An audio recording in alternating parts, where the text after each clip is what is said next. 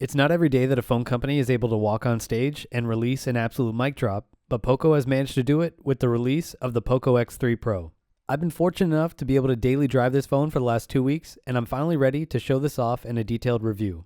The POCO that I have is the base variant that is going for €199 with 6GB of RAM and 128GB of storage. The phone comes with a 33 watt-hour charger in the box that's capable of charging the phone up to 100% in around an hour or so.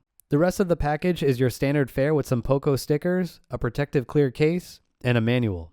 The design of the X3 Pro is largely the same as the X3 NFC that was released in the summer. We have a really high screen-to-body ratio with a tiny border on the bottom and a hole punch-out camera on the top. All of this is protected with Gorilla Glass 6. One thing that was kept that I'm actually really happy about is this sleek-looking back design that they refer to as the finish line. The back cover is made out of plastic, but the X3 Pro has two different surface types. The center uses smooth plastic, but the edges have a matte texture to them that is supposed to reject fingerprints. The Pro has a metallic mirror finish on the edges with a manageable camera bump near the top. The bottom of the X3 has a very powerful stereo speaker, Type-C charging port, and a headphone jack. The top of the phone also has another speaker near the top, around where your hands will be when you're gaming, and that can pump out some serious audio.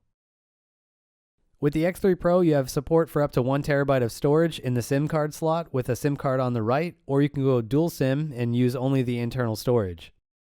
This phone uses a quad camera setup just like the NFC version, but POCO has dropped the main camera spec down to 48 megapixels, which I can only assume was made to hit an aggressive price point. For those of you that would use this for photo and video, there are a few important points that I want to cover. The first is that the default photo mode applies some heavy sharpness to the 48 megapixel lens in most situations. Depending on your lighting, this might not be an issue, but it is something to be aware of. I have one test to show that will hopefully illustrate what I'm talking about. If you slide over to Pro mode, you'll be able to turn on the RAW mode option, which I'll be using in this example, but more importantly, this is the only mode that you can adjust the rather harsh default sharpness. From left to right, we have sharpness at 0 with everything else on auto in Pro mode. This is going to give you a decent image with a smaller file size that will be a little soft, but it will be completely usable depending on your lighting. To the right, we have the default settings, and this is going to produce some photos that are far too sharp in my opinion. This can get really ugly in a lot of situations, and I found that it can really ruin photos that are not perfectly lit. You also have the Ultra HD option inside the Pro mode, and this will give you a sharp image like the default mode, but it doesn't ruin the image like the default settings seem to do. All the way to the right is a raw image with no processing, and this is going to be your best option if you're up for doing some post-processing on your photos. Unfortunately, you can't use RAW mode and Ultra HD mode at the same time, which would be your best option with this phone. I found that sharpness 0 with RAW provides the best photos for the types of pictures that I might want to post-process, but for everything else, I use the Ultra HD mode. There is also a 2 megapixel macro lens, but I really can't see myself using this. Video on the X3 Pro kind of mirrors what I've talked about in the photo section. 1080p videos tend to look a little too sharp for my taste with this image quality, but we do have some nice high FPS modes to use. 4K video is stuck at 30 FPS, but image quality is pretty decent for a budget phone.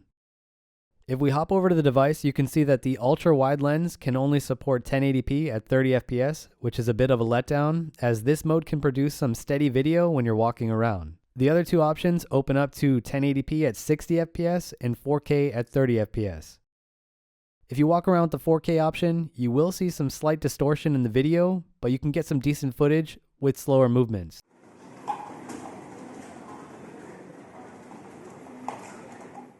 There is optical image stabilization on the Pro, but it's capped at 1080p at 30 FPS, and it's debatable if this is even that much better than 4K.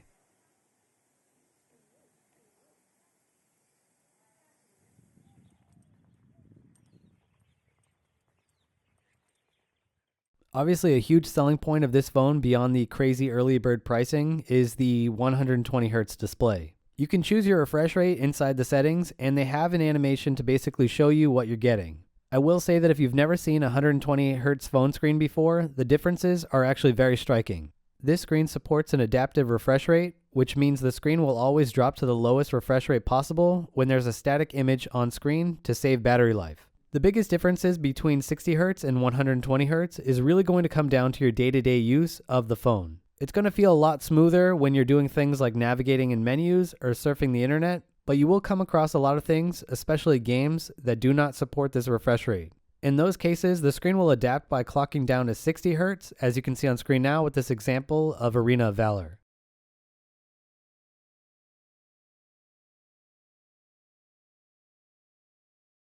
If I go into another screen that does support 120 Hz, you'll see that it changes to 90 and then it changes to 120 Hz when I'm in the game, and you'll notice this difference. Because the screen works so well in this way, I always leave it on 120 Hz to get the best of both worlds. Out of the box, the color temperature of this screen is amazing. I have mine set to auto and it does a great job, but you can fully customize this to get the color temperature that looks good in your eyes. The X3 Pro is powered by MIUI 12 running on Android 11. If you've never used a Xiaomi phone before, MIUI is a highly customized Android experience that I find people either love or hate, but I really like it, and I think that they've done a good job of making this system their own. By default, the phone comes with a POCO launcher, which isn't really anything special, but it does have some useful customization options to make the device your own. A final thing that I want to talk about here is theming, since that's a large part of MIUI. I tend to stick with stock and never really change anything except for the wallpaper, but there are a ton of great themes inside this app.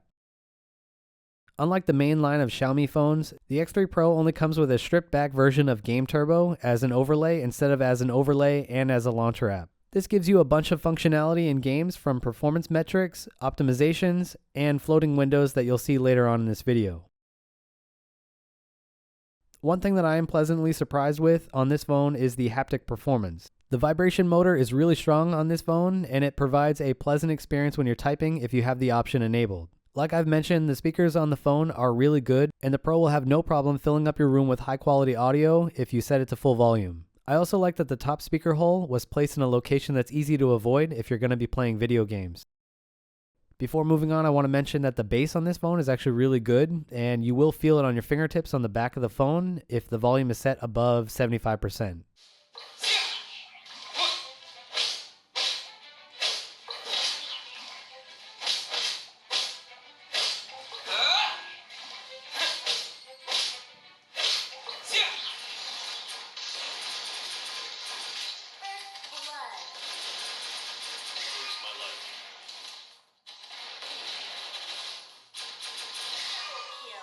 I'm probably going to do a dedicated gaming video on this phone later, but I do want to mention a few things before closing out this video. For all intents and purposes, the X3 Pro uses a rebranded Snapdragon 855 Plus. This was actually a genius move by POCO, and I'm surprised that other people haven't thought about doing this before. Even though the 855 Plus is an old processor, it's only bested by other flagship tier processors, and at the introductory price that this is going for, you cannot touch the performance of this processor. You will be able to hit the FPS cap in a lot of popular games while being able to maintain respectable FPS in games like PUBG, which runs between 40 to 60 FPS on the highest graphic settings. There are also a collection of games that support 120 Hz, but you won't be hitting the cap in those games. In Dead Trigger 2, you'll be sitting around 110-ish FPS, which will still give you a really good gaming experience. On Genshin Impact with max settings, you'll be around 30 to 40 FPS depending on what you're doing, and this is the best performance that I've seen at this price point. An important point that I haven't addressed yet is that even in games that don't support over 60 FPS, you still get the added benefit of 240 Hz touch sampling rate regardless of whether or not you have selected 60 or 120 Hz refresh rate in the system. This is going to make all the games that you play on this phone more responsive. I'll have a full showcase of emulation performance on this phone because the Snapdragon 860 can pretty much handle anything that you throw at it, all the way up to some Nintendo Switch. The majority of what you just watched was made before I even knew the selling price of this phone. I assume that this would be going for around $300, which is still a good deal for the specs that this phone has, but I was not expecting POCO to announce this at $240 early bird, which is completely ridiculous. If you are currently using a Snapdragon 700 or 600 series, this is a great option to consider if you are in the market for a new phone. I'll touch more on heat, battery life, and gaming performance in a more detailed follow-up video just on gaming. Anyway, thanks for joining me in this overall showcase of the X3 Pro. If you have any questions, feel free to leave them down below, and I'll do my best to get back to you. Happy gaming, everyone. Taki out.